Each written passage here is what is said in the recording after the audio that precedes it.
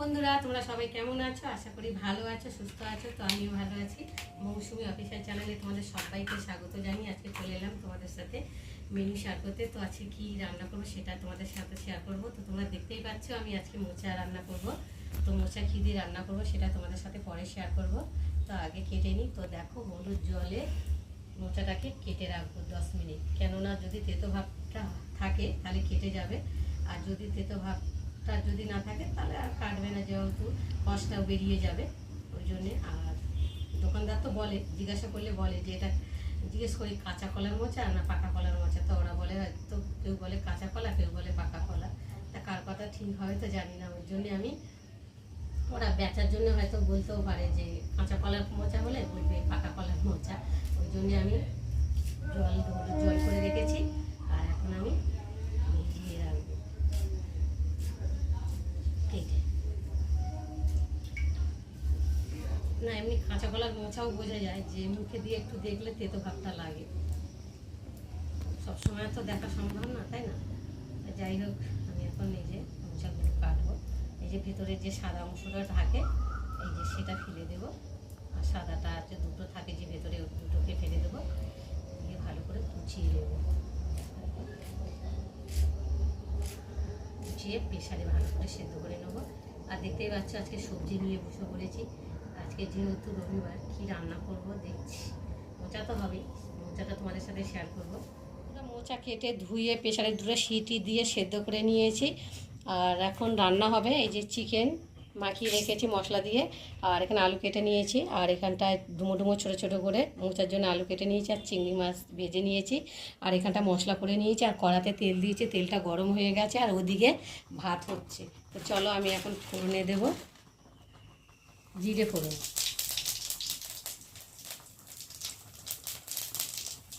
দেবো পেঁয়াজ,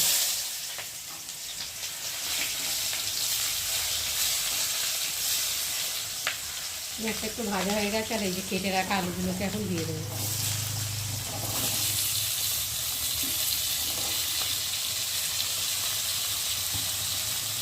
দিয়ে আলুগুলোকে একটু লাল লাল করে ভেজে নেব, আর দিয়ে দেবো কটা কাঁচা লঙ্কা।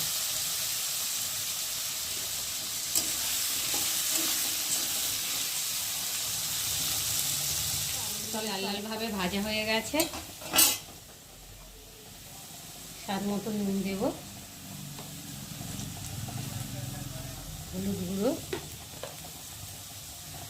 জিরের গুঁড়ো, দেবো আদা বাটা, দিয়ে মশলাটা ভালোভাবে আলুর সাথে কষিয়ে নেব।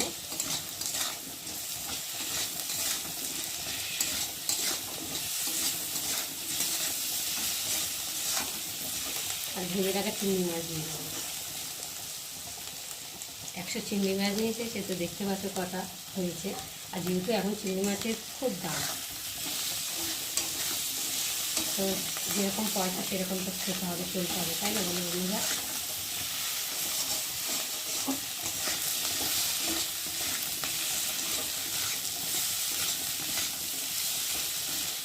মশলার সাথে ভালোভাবে কষিয়ে নিয়েছি, আর এখন এই যে সেদ্ধ করে রাখা মোচাটাকে দিয়ে ভালো করে কষিয়ে নেব।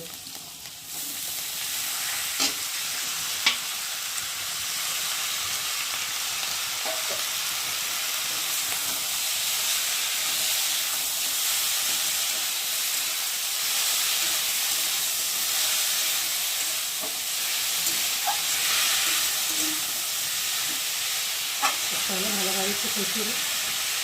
দেখো বন্ধুরা, ঢাকা দিয়ে দিয়ে ভালোভাবে কষিয়ে নিয়েছে, আর দেখতে পাচ্ছ মশলাটা ভালোভাবে কষানো হয়ে গেছে, আর তেলও ছেড়ে দিয়েছে। আর দেখো কষাতে কষাতে আলুগুলো প্রায় সেদ্ধ হয়ে গেছে।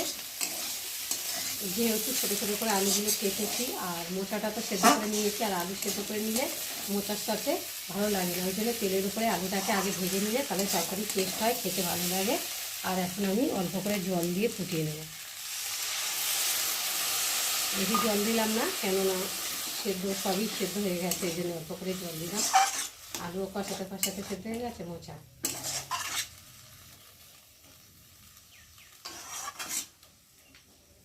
তো চলো এখন ঢাকা দিয়ে, বন্ধুরা এবার ঢাকাটা খুলি। তো দেখো ঝোলটা অনেকটা শুকিয়ে গেছে, যেহেতু অল্প জল দিয়েছি কাঁচাটা শুকিয়ে গেছে দেখো, আর আমি একটু ভালো করে এখন একটু নেড়ে দেবো।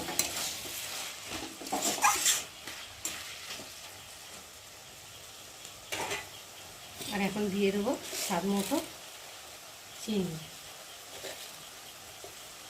আর দিয়ে দেবো গরম মশলা,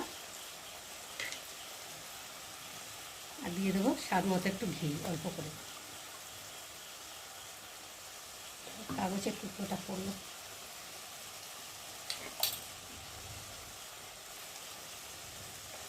চলো একটু ভালো করে ঘুটে দিই।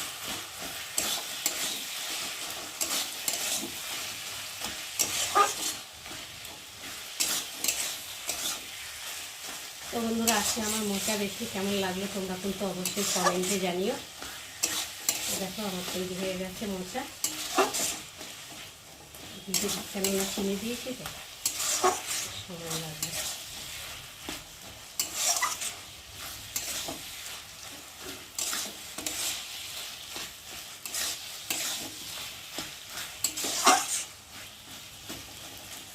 চলো এবার নামিয়ে নেব।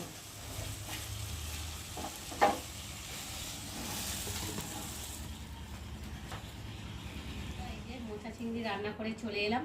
আর এই যে ভাত বেড়ে রেডি করে নিয়েছি, আর এখানে রয়েছে চিকেন আলুর ঝোল আর কুমড়ো ভাজা আর শেষে চাটনি। তো আজকে বেশি কিছু করিনি, অল্প স্বল্পের মধ্যে রান্না করেছি। আর এখন খেয়ে দেখি যে মোচাটা কেমন হয়েছে।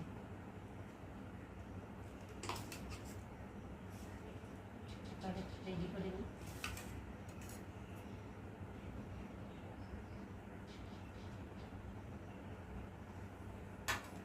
খেয়ে দেখি কেমন হয়েছে।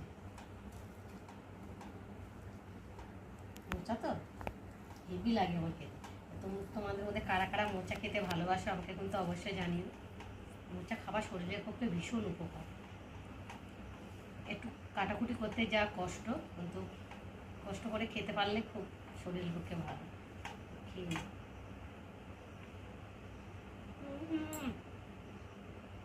খুব সুন্দর হয়েছে।